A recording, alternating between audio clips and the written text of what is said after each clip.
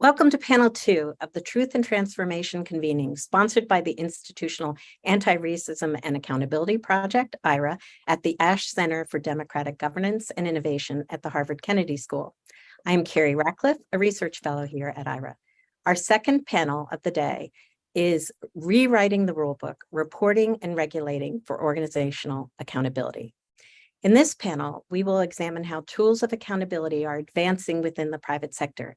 And we will also explore the impact of government, both from a regulatory and legal perspective on transparency and accountability. We have 3 panelists, each of whom will bring their distinct perspective into our conversation, focusing on equity within the broader context of ESG, or environmental, social, and governance frameworks within private institutions, with a closer focus on examples of what actually works at a very granular level through examples. I'd like to welcome first Dawn James. Dawn is a managing director at Deloitte, where she leads ESG and sustainability strategy and transformation within Deloitte's strategy and analytics practice. Dawn leads a wide range of initiatives in energy transition, sustainability, digital cloud solutions, and innovation. Dawn has over 25 years of industry program management experience as a geoscientist and systems leader. She's a certified naturalist. Yay, I really love that aspect. And a hydrologist, and was formerly with Microsoft and the U.S. Department of Interior. Welcome, Dawn. Thank you. I'm glad to be here. Thank you. Damien Dwin is also with us today. Damien is the founder and chief executive officer of Lafayette Square. Previously, Damien served as co-founder and co-CEO of Brightwood Capital Advisors, and prior to that had served his time, maybe I should say, at Credit Suisse and Goldman Sachs. Damien launched Lafayette Square in January 2021 as an impact investment firm focused on economic growth, investments across the United States through the creation and preservation of working class jobs. Damien is an active thought leader on place-based investing. We'll hear more about that today, I'm sure. Mass incarceration and the use of capitalism for good. He has written for the Financial Times, Entrepreneur, and Inc.com. Damien also currently serves as chair of the board of trustees for Vera Institute of Justice. Welcome, Damien. Thank you. And last but far from least, we're welcoming Veronica Root Martinez. She's a professor of law at Duke University. She's an expert in professional and organizational ethics. In her writing, teaching, and research, she draws on scholarship from the areas of ethics, compliance, corporate and securities law, workplace law, equity, and inclusion. Her research and teaching expertise is on corporate compliance, and she's a leading academic expert on the role of monitors and monitorships. She's published or has work forthcoming in numerous leading law journals. Her book, Building an Effective Ethics and Compliance Program, is forthcoming with Edward Elgar. And additionally, she's co-author of the 5th edition of a case book on securities litigation, enforcement, and compliance. Outside of Duke, she currently serves on the Financial Industry Regulatory Authority, better known as FINRA, National Adjudicatory Council. Welcome, Veronica. I can't say it either. Thank you so much for having me and for facilitating the conversation today. Let's dive in. We're focusing here on the context of equity and anti-racism within the private sector, and how that shows up within a context of ESG and regulation. As Khalil alluded to earlier, corporate governance is under a heat lamp, so to speak, of politicized debate and legal challenges. And our panelists will help us to understand how the values of equity, anti-racism, and social justice can continue to be implemented in the private sector, despite pushback, obstacles, and challenges. I'll ask each of the panelists a question, followed up by inviting the other panelists to comment or add in any other perspectives. Towards the end of the session, we'll find some questions from our viewers, and we'll field some questions from our viewers, and finally ask each panelist for their key takeaways. As a reminder, right after this session, in the same Zoom link, we will feature a live artistic interpretation of the Truth and Transformation Convening, and I'll tell you more about that at the end of our panel. Let's dive in. Dawn, I'd like to start by asking you a question. Your particular expertise is within the energy sector, and specifically energy equity. You have said sustainability includes climate and equity as inseparable forces. Broadly speaking, why does accountability and transparency in the sector matter for racial equity and energy equity? And if possible, please give us a specific example of how public transparency on a particular metric can serve both the firm and the public. Yeah, well, so first of all, thank you again for having me on your panel and all of my esteemed panelists. I'm really happy to talk about this topic. I've dedicated my career to it, and I think, just like you mentioned in the question, that these things are intrinsically linked.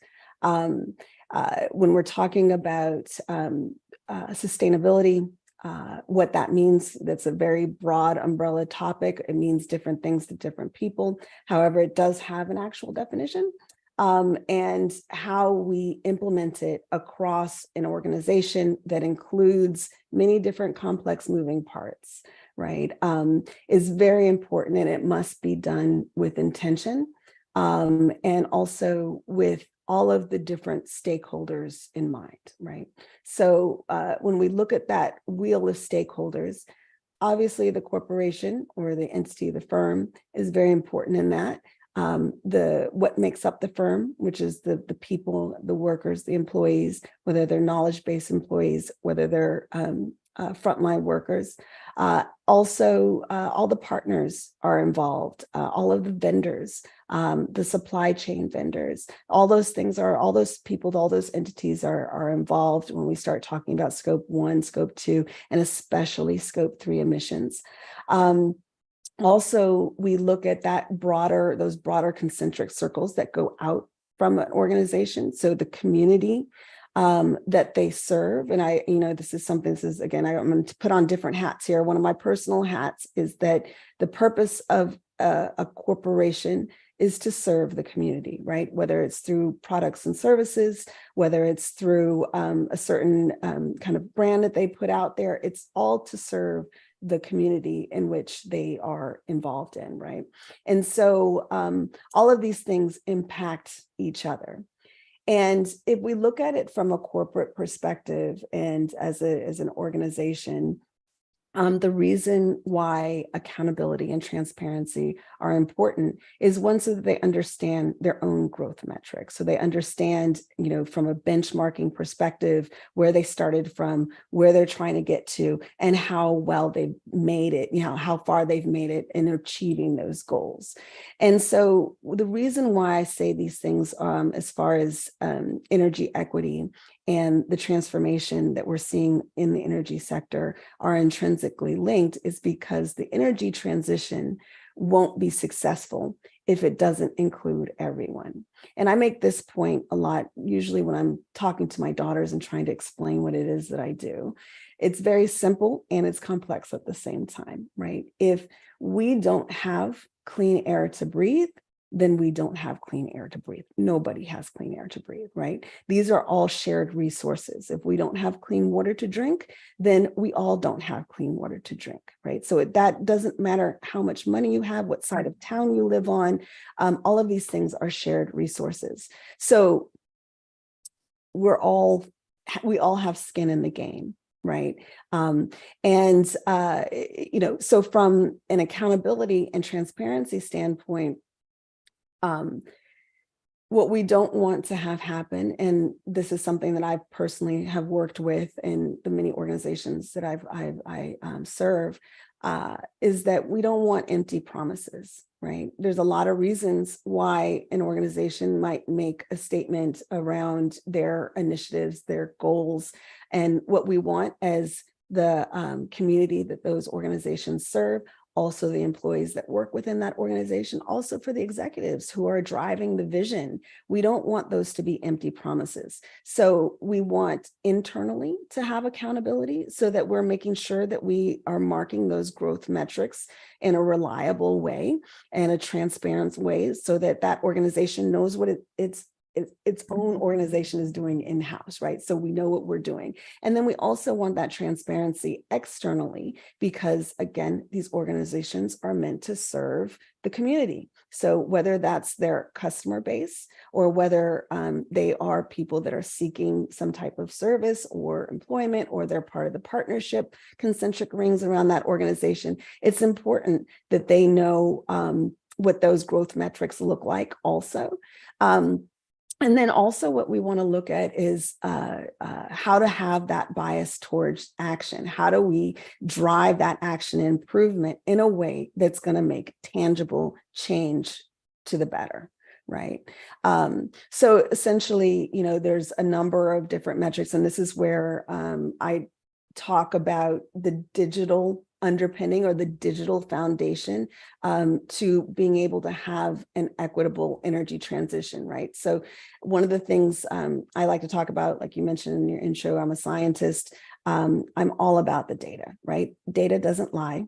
Data will give you a very firm understanding of where you started from, where you're trying to get to, and how well you're doing along the way to getting to those goals. So having some type of tracking, tracing, monitoring, reporting that is able to set those benchmarks to drive a particular type of behavior, right? And again, I'm speaking internally and externally, driving that behavior internally, because it's very important within an organization that everybody's pointed in the same direction, working on the same goals. If I were to ask a person in the front line, what are your sustainability goals and objectives? They should be able to articulate it at the same way as a CEO, right? The whole organization should be aligned with where they're moving. And you can't have that alignment if you don't have transparency internally.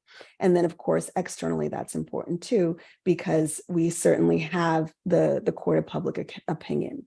And that also drives the behaviors of corporations. So all of these things are intrinsically linked. And I guess the point that I'll end on is that all of these things, if we talk from people, planet, and profits, right? Those are the 3 Ps that we kind of like to talk about. We have to focus on the people, without which we don't exist, right? And for a corporation to do well, the planet has to do well, right? So those 2 things are very important for prioritization. And then when you do those things in a way that's accountable and transparent, then you can start looking at how that impacts your profits. Great, thank you. Damien or Veronica, do you have a response to that, or maybe an example where you see a particular metric achieving the aims that Dawn has done such a great job of laying out? So I can jump in. Great. So let's think about within a workforce, an organization's management, the individuals who are in the level of managers within an organization. So on the accountability piece, we might need the sorts of targeted metrics that Donna is talking about to know what the baseline is at a firm. So I need to measure how many, let's say, Black managers I have within my organization.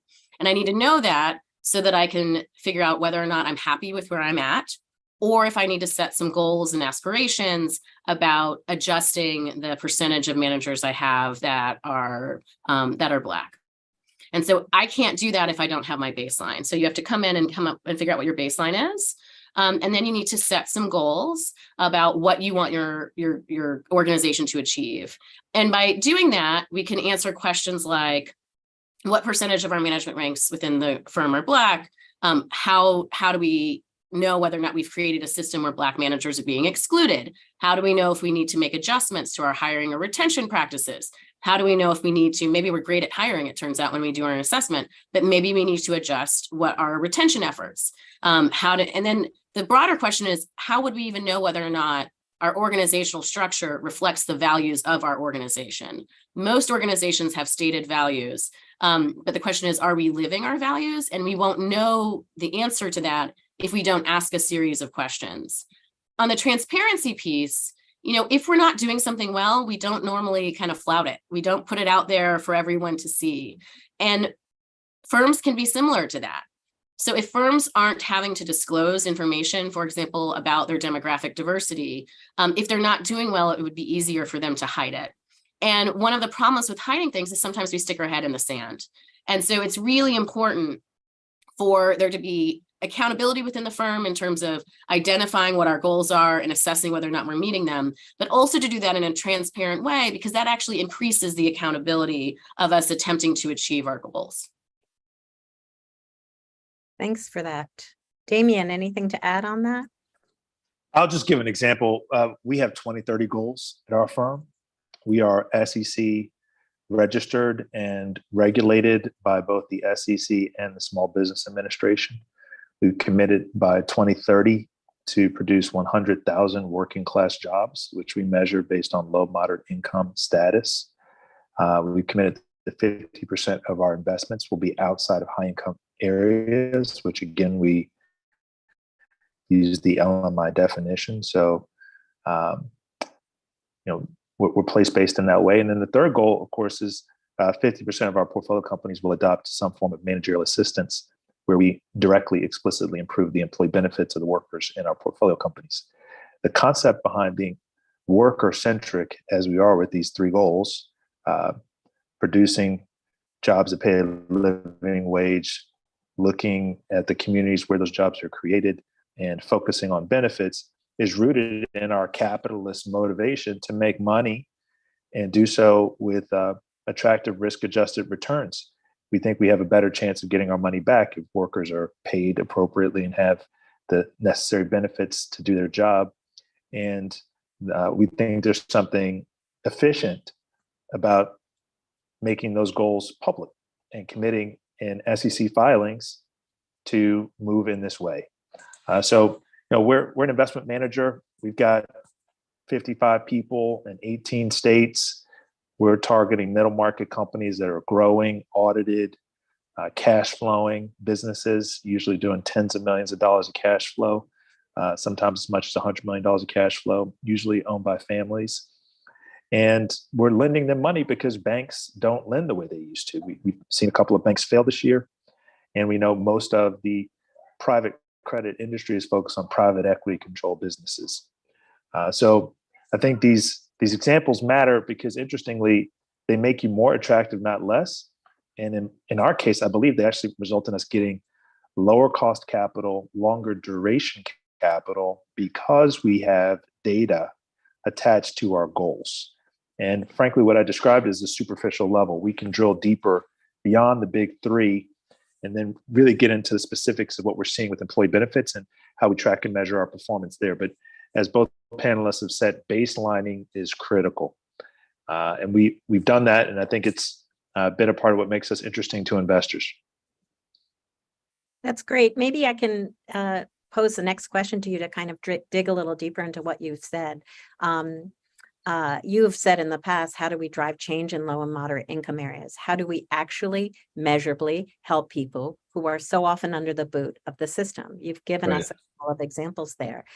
Your firm, you had told me, was basically purpose-built for this work and varies quite greatly from other organizations that you've worked for, which weren't necessarily, and Dawn has mentioned the same thing about how do you retrofit some of these values or purpose to an institution that's been living a long time, and there might be other obstacles for that. But you had a blank sheet of paper. Can you describe a little bit about how you know that you're achieving what you set out to do?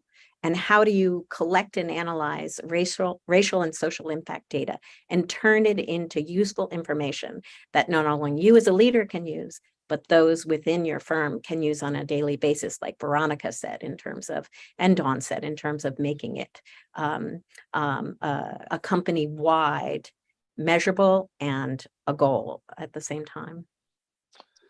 Sure. So look, with optimism, I can point out some obvious elements. This is a once in a lifetime opportunity. And here's why. 50% of investments today go to just 5 states. Think about that. We're in a 50-state country and half the money goes to just 5 states. So you can make a lot of money by just thinking about the other 45 states where there's a supply-demand imbalance and for doing work that other people don't want to do outside of New York, California, Texas, Florida, and based on the year, Illinois or Massachusetts. So the first step from our perspective was to be geographically diversified, to be place-based. The second is, in the context of place, zip codes matter. We have data showing that 80% of investment goes to high income zip codes. So even within a big state like New York or a big state like California, the precise zip code matters, both for where the business is headquartered, but just as importantly, where the employees live. And so that sets up the next big point. We started our company with a bent toward data science. We have a chief technology officer who we hired from industry. He ran data science for a very large global bank. We have a data lake, and we're really clinical about interrogating where do people live and what are the social economic indicators of that place before we even have a conversation with them about their personal situation. We can discern based on the data science, cost of living, student loan debt, medical debt, home ownership rates, FICO scores, incarceration rates. The list goes on. So with this knowledge, in addition to knowledge about the wages of an employee, all this can be, by the way, ascertained, very light touch. It's like arthroscopic surgery. You don't need a big incision to pierce the veil and understand this fundamental data about a business and its employees. Once you have that context, both about the headquarters of the business, the actual socioeconomic situation for the workers, then you're in a position to make specific recommendations that are informed by facts. The final layer, of course, is with humility, just ask people, what do you need? It's one thing to say, here's $100 million for your company. It's something else to say, I'd like to survey your 300 employees and ask them within their benefits program, what are they missing? And it's funny. If you went to the Department of Commerce, Commerce would tell you their polling indicates, and this is an astonishing stat, if you are making less than 80% of area median income working at a company, your probability of enrolling in the company's health and retirement benefits is like 30%. So companies offer benefits that working class people don't use because the benefits are too expensive. Meanwhile, the highest earners at the company are using those benefits 70+% of the time. And this is based on commerce data. If you talk to individual middle market companies about what's happening, you get this fresh information. So the combination of polling, using public data sets, private data sets, now you can make recommendations. And in my experience, money is a great inducement. It's one thing to say to somebody, do the right thing. Something else to say, I'm going to give you an incentive to do the right thing, like lower your cost of capital. And this is what we do at Lafayette Square. We actually reduce the interest rate on the loans we make to companies that embrace this line of thinking and do right by their workers. And we don't do it because we're feel-good people. We do it because it improves our chances of being repaid on the investments we make. And it also happens to be moral and ethical and the right thing to do for capitalism and the whole society.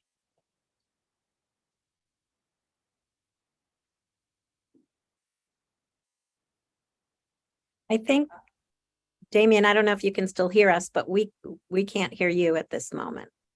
I'm here. I'm sorry. Yeah, Maybe okay. it's kind of a mic drop. Missed that last. Hmm. We missed your mic drop if you had one there. No. I'd love to double click on Please. something that Damien said that really kind of resonated with some of the work that I do. You mentioned, as you were kind of stating some of the statistics, but being informed by the facts. And I'll add to that, being informed by the facts to drive tangible action. And I think that's like to the same point of what you were saying.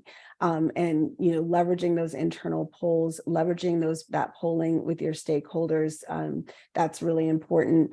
And I agree. One of the things when I'm working with a number of different organizations on pulling together their strategic initiatives and understanding their vision, it has to make business sense.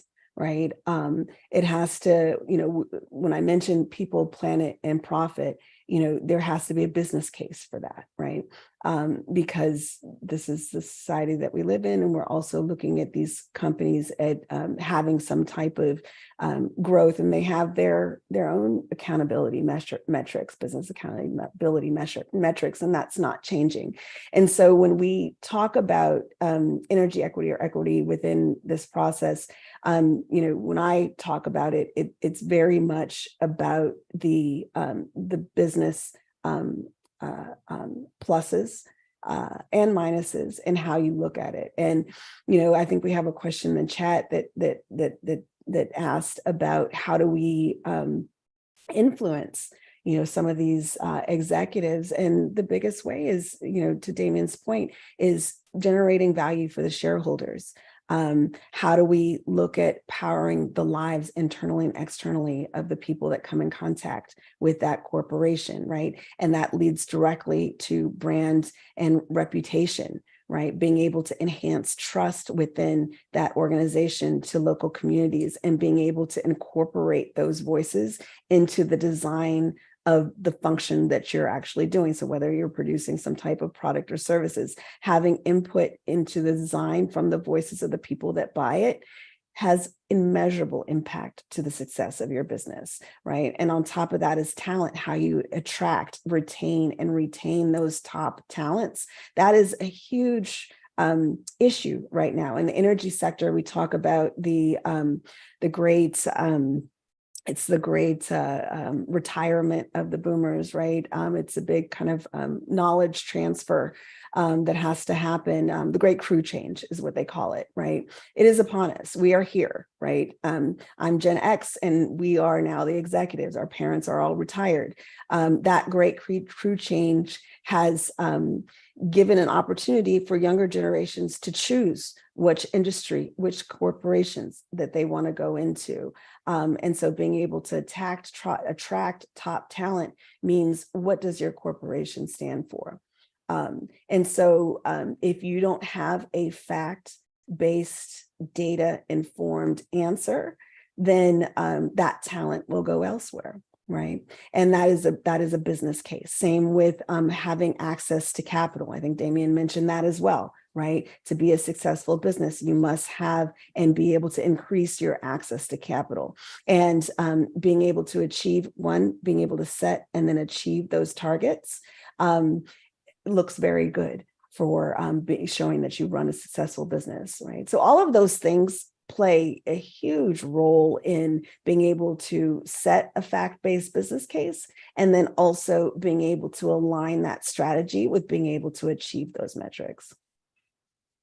Thanks, Dawn. Veronica, I would like to have your response to that, but also maybe give a little context to the next question, which is, you're kind of an expert in both government and the legal field, which in essence is meant to give more oversight to larger social goals than just the business case. Both Damien and Dawn have talked about how social goals get built in within the business case, but you're an expert on really how does community and society oversee it, and what do you see as examples of how we're ensuring that organizations prioritize some of these larger social goals, including racial equity, in their work. Sure. So I'll start off by kind of following on from what Damien and Dawn were saying. When we think about understanding what organizations need, one thing you might employ is something like a compliance survey, or in the DEI space, a cultural survey.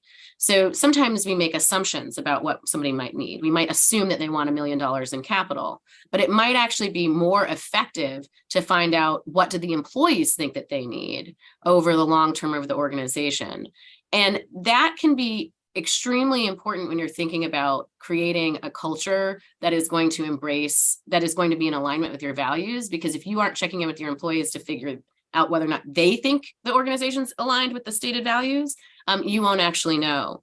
On the business case piece, I think it's important to make the business case for DEI. I think it's important to explain why this would be beneficial to the bottom line of the organization. There is some empirical evidence that suggests the legal case is also important. So embracing an anti-discrimination framework within your organization when creating your DEI efforts, that might even be more effective at resulting in retention of demographic groups. My own view, though, is that neither of those is going to be sufficient if you aren't incorporating ethics within both of those frameworks. So explaining to your workforce, this is not just about money.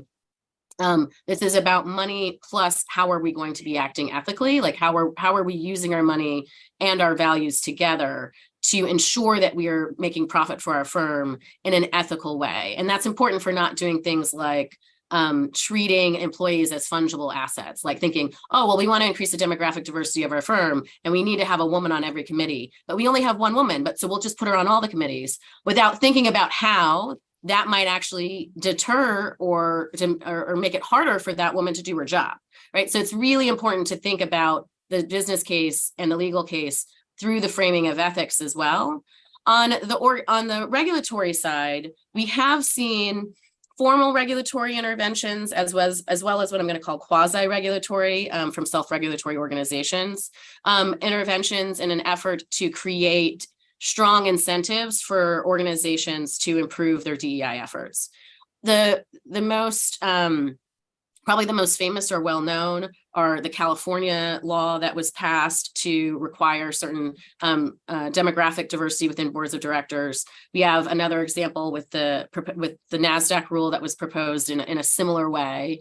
The benefits of that sort of regulatory intervention are that it is clear, it is specific, and we know what we're supposed to be doing and disclosing. The drawbacks to something like that might be, we might be concerned about tokenism. I've seen some studies that suggest one of the effects of requiring certain demographic slates of board of directors is that you don't end up with more people of color and women on board of directors. The people who are already doing it end up on more boards. And so then you have concerns about whether or not they're overboarded.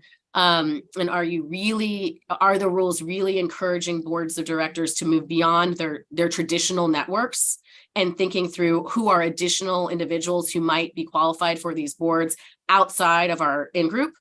And that's important because you actually want people in the out group to help the board do its job more efficiently.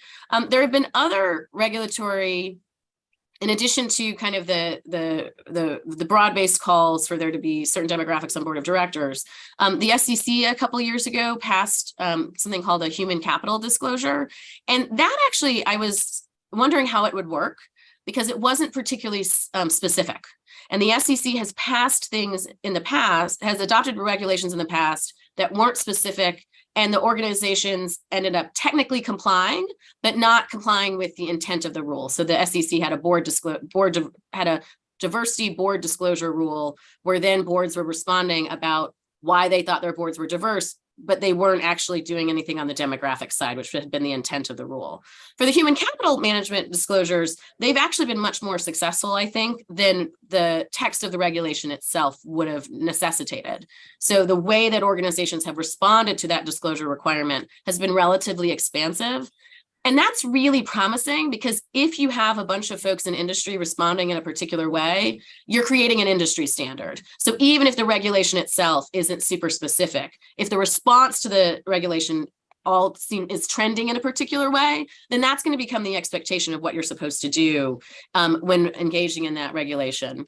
Another, I'll just say, potential intervention that has not been used, that people have asked quite a bit about being used, is there are EEO-1 disclosures that corporations have to give to the EEOC. So an EEO-1 disclosure for firms with more than 100 employees, they are required to give their demographic diversity of their workforces to the EEOC. But the law also prevents the EEOC from disclosing this publicly.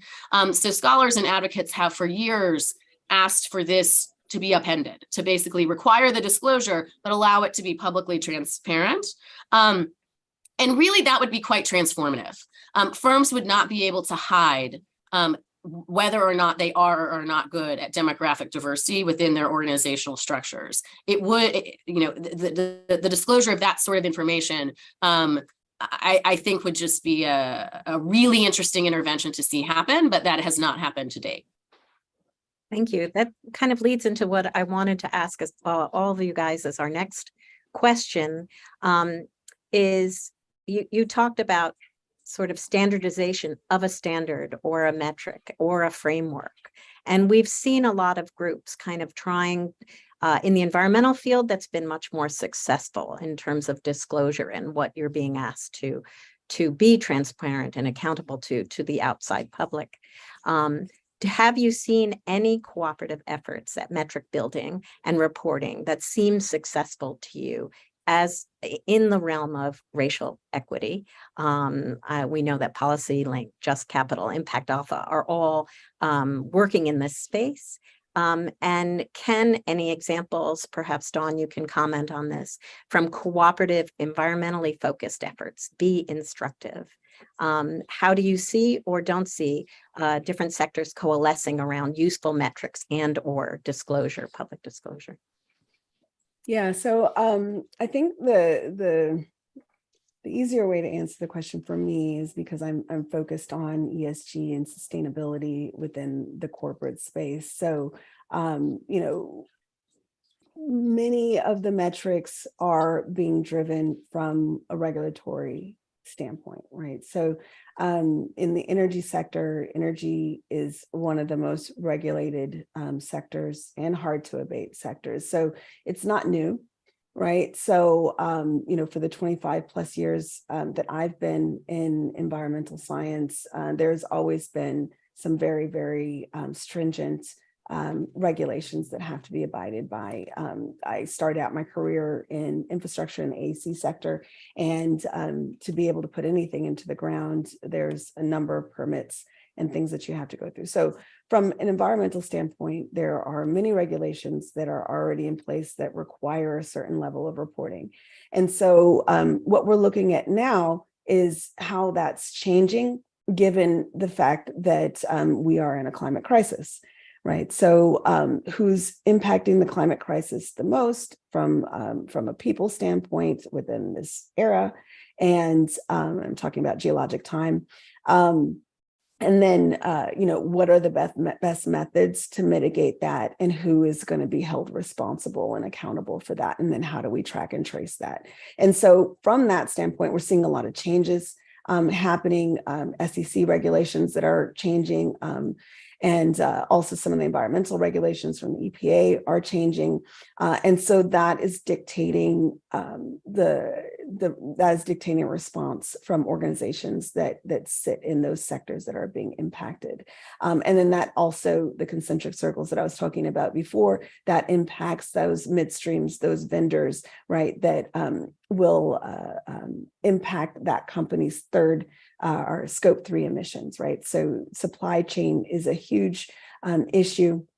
And I really like what Veronica was talking about as well, because I tend to lock arms with our legal department because it's really important to understand the paper, I guess that's the legal paper, that that kind of is the foundation for those regulations, and also understanding how to comply with them in the right way. So, and to your point, Veronica, it was very, I'm not going to say it was very lawyerly of you, but it really resonated with me when you mentioned ethics as underpinning the business and the legal arguments, because that's something that I don't hear a whole lot unless we're talking about risk mitigation, right? Risk and how ethics play a role in that. So when you said that, I'm like, wait a second, you're very, very right about that, right? So when we start talking about this business case and putting together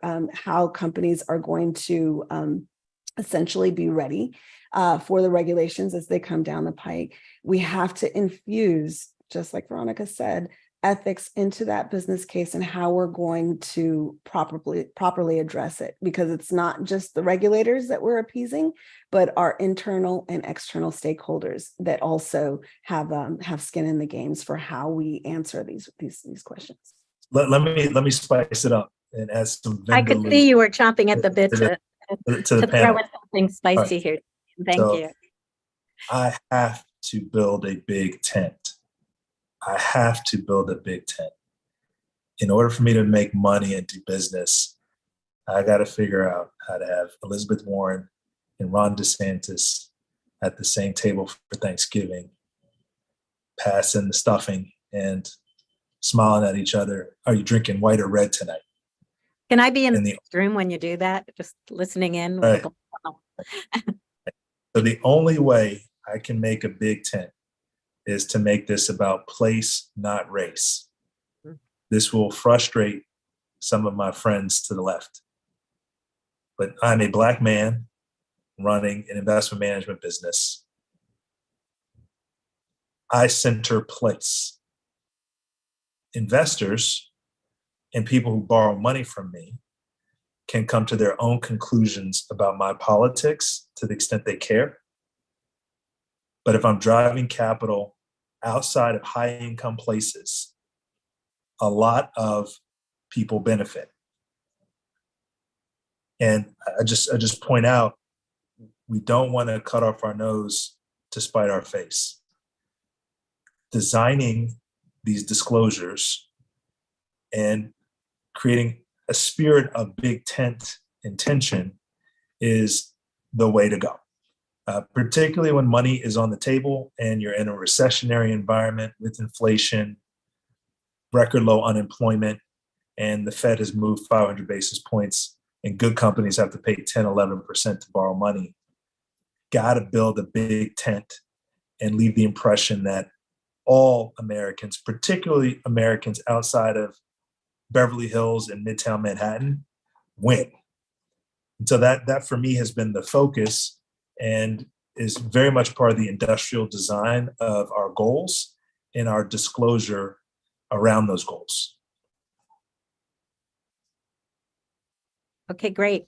It kind of leads us right into sort of asking perhaps Veronica and Dawn explicitly whether what we're seeing in terms of political and cultural pushback that Khalil alluded to in his opening remarks has impacted the work in the environment that you're observing.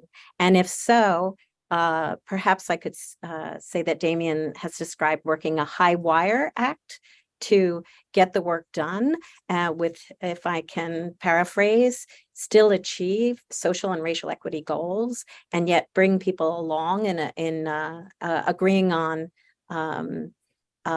certain metrics and or measures that everyone can agree on. I don't know if that's fair, Damien, but that's how I heard that.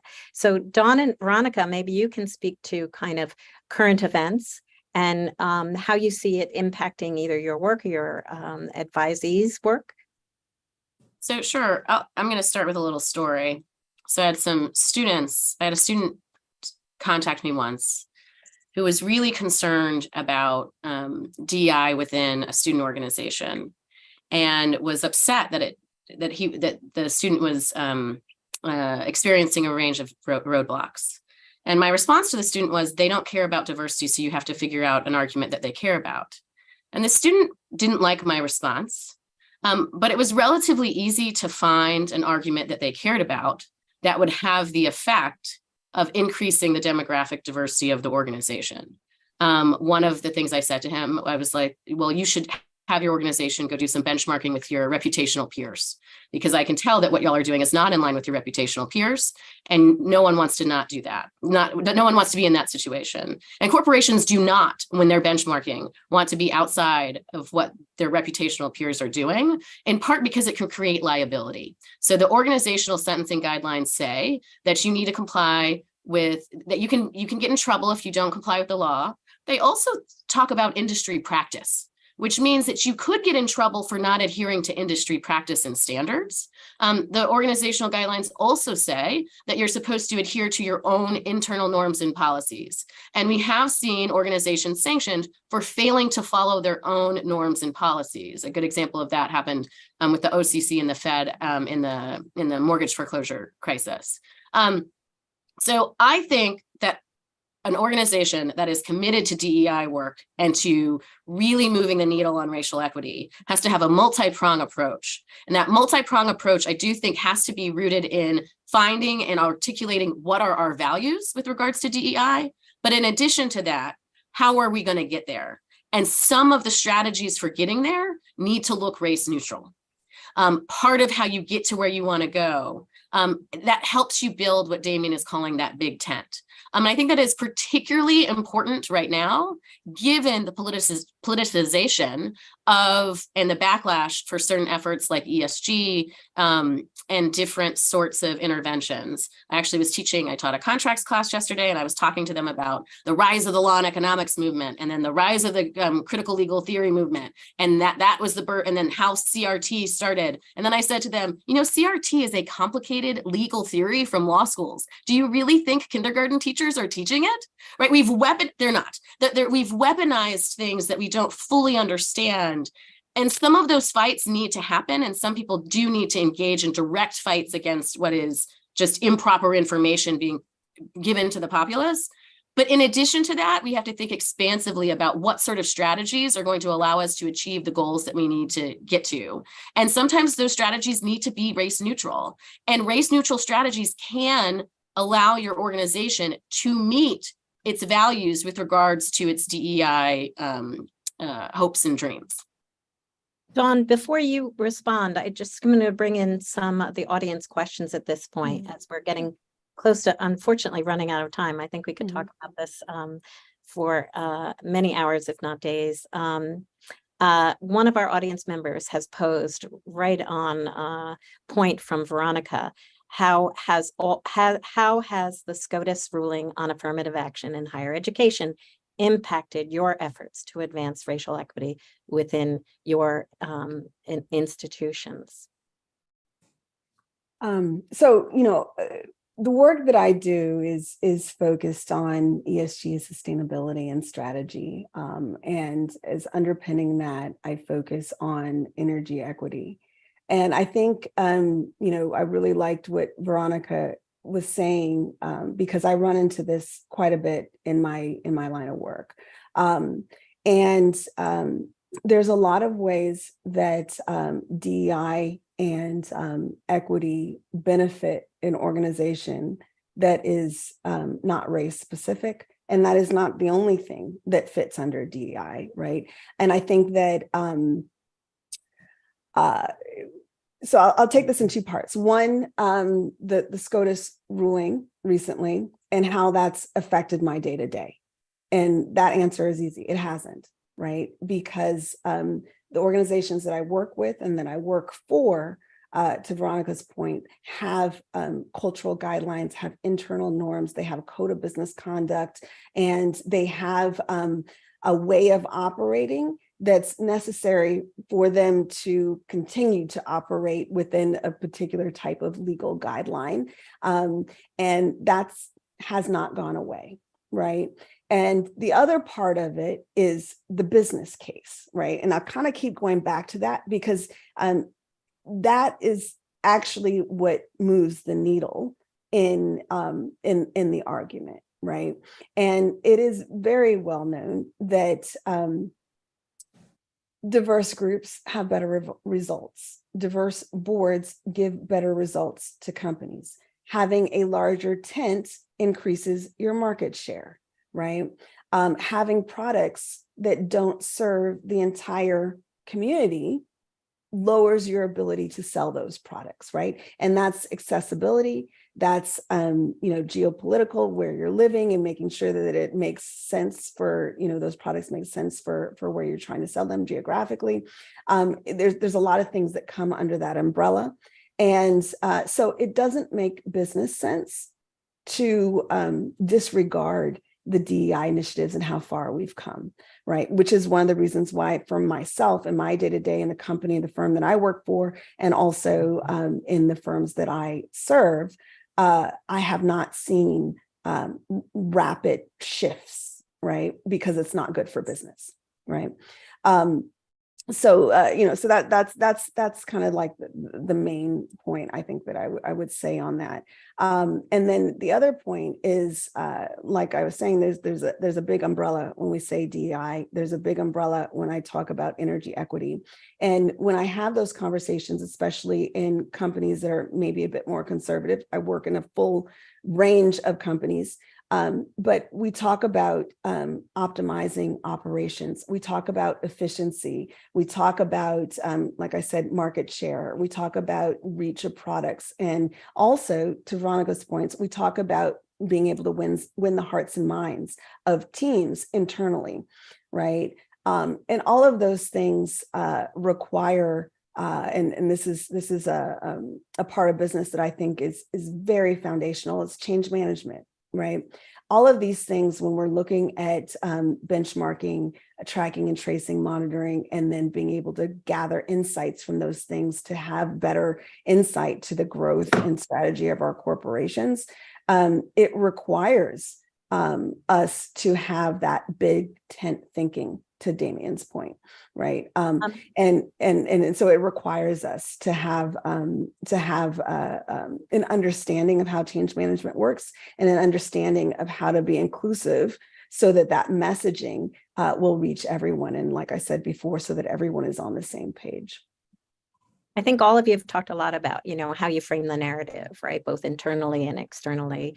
We've had a couple questions from the audience, and I'll ask you guys to consider this, giving a specific example of how you've seen stakeholders, community members, advocates actually help to influence a corporation, your corporation or others, kind of from the outside, whether that was in reaching out the way Damien has described or in kind of stakeholder activism.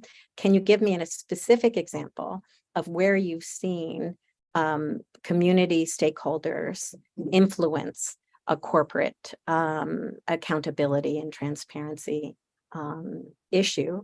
And then we have just a few minutes left to give us a few key takeaways as concrete advice for folks working both within corporate institutions and outside of the institutions that are hoping to move the work towards greater racial equity.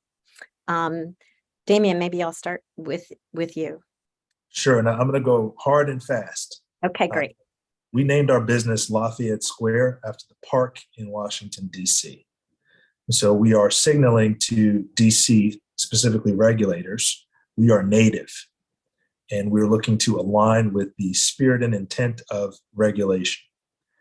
Within the last 18 months, the Biden administration has gotten Congress to appropriate more money than we've seen in the history of mankind as part of the IRA, Inflation Reduction Act, the infrastructure bill, and obviously what we're doing with all things related to green gas reduction.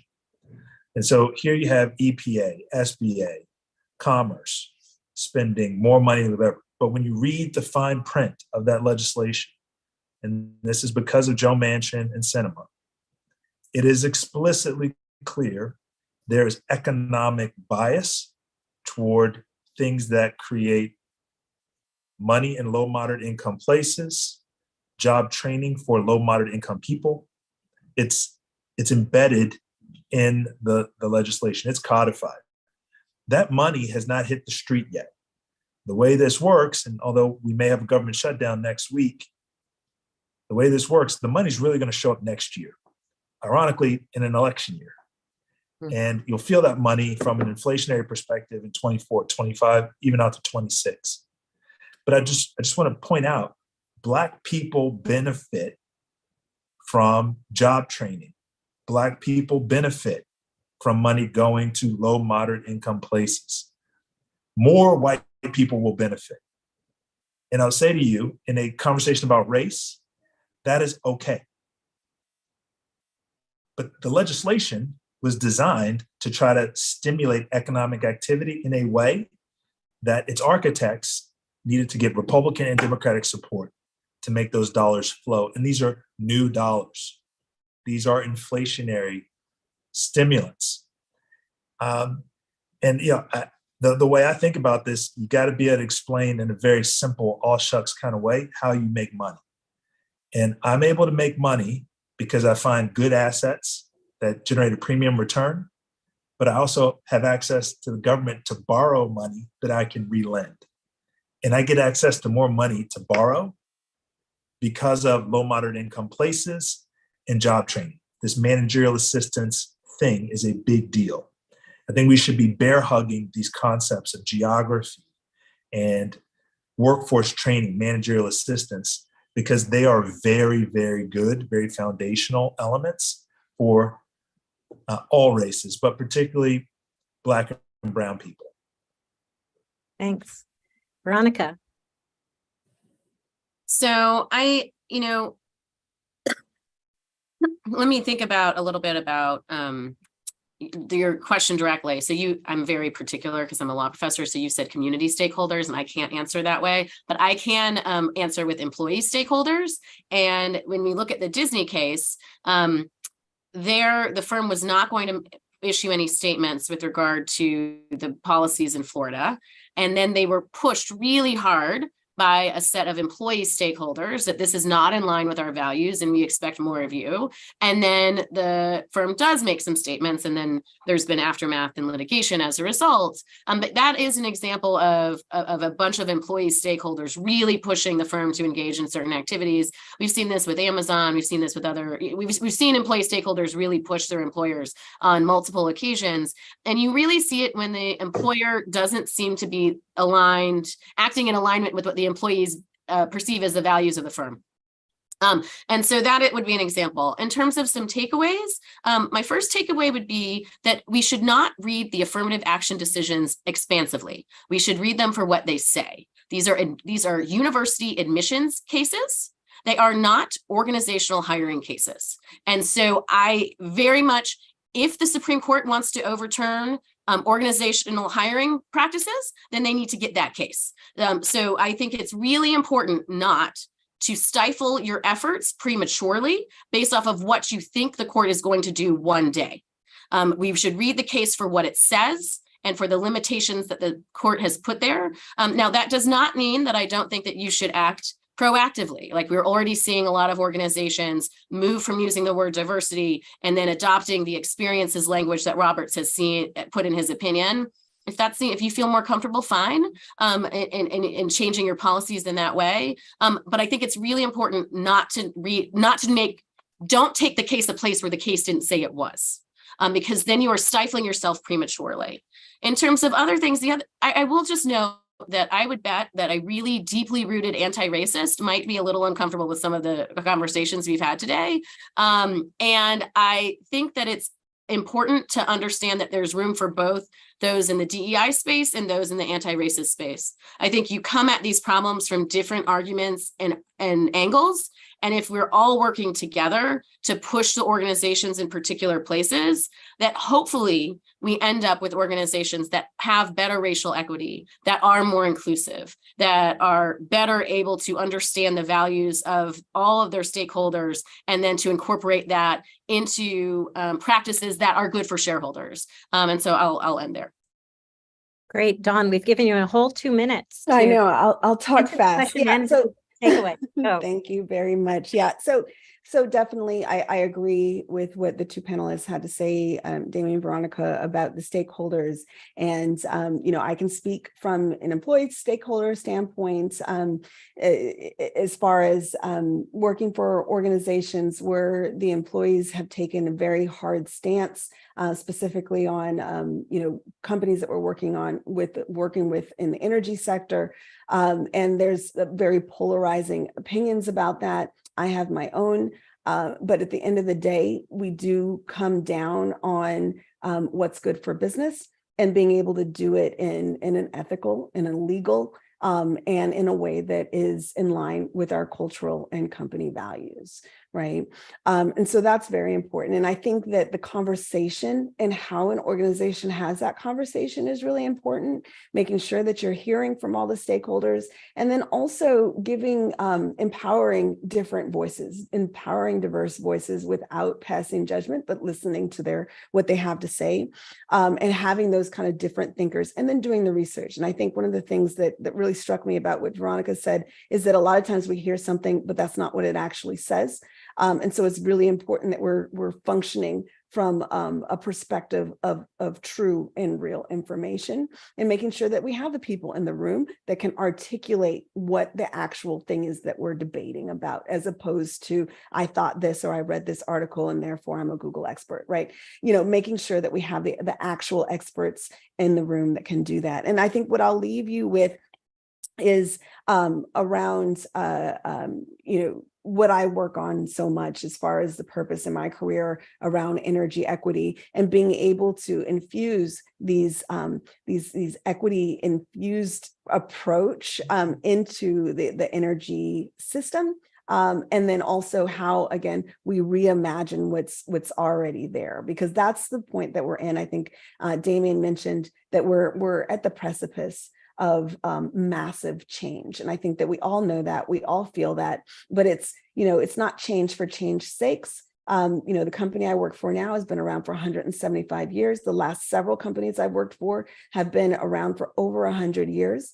And they have systems and in place that need to be reimagined. And that is the job of every person in an organization, every person that those organizations touch. No matter what it is that you do or what you think your skill sets are or aren't, we all have a role to play. And I think that that's the way that we're going to actually see tangible change in a direction that's inclusive and helpful for everyone, is if we're all involved. Because it's not just my job, it's not just Veronica or Damien's job, it is all of our jobs. And so I think that it's not just pointing the fingers and telling someone else, go do it right, it's you doing it right and taking that personal accountability. And then that is what else that has the ripple effects in the corporate space. Thank you, Dawn. That's great. And thank you to all our panelists. We've come to an all too quick end to this panel. I thank you for your thoughts and your honesty and your directness.